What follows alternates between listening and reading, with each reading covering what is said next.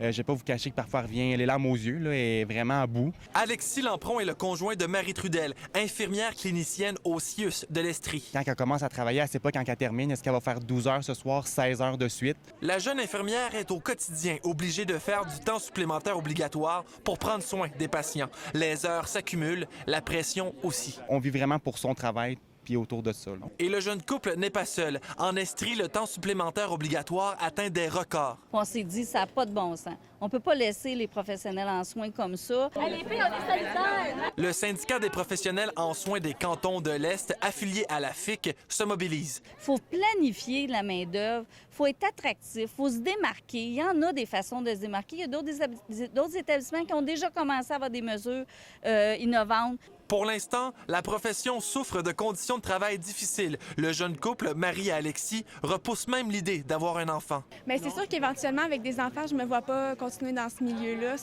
Ça serait juste impossible. Je veux passer du temps avec eux, je veux les voir. Si je fais des enfants, c'est pour être avec eux. Au CIUS de l'Estrie, l'employeur qui porte le fardeau d'imposer du temps supplémentaire obligatoire à ses salariés, vous allez voir qu'on prend la situation très au sérieux, qu'on est sensible et qu'on fait tout pour changer les choses. 1 heure de temps supplémentaire obligatoire, c'est 1 heure de trop.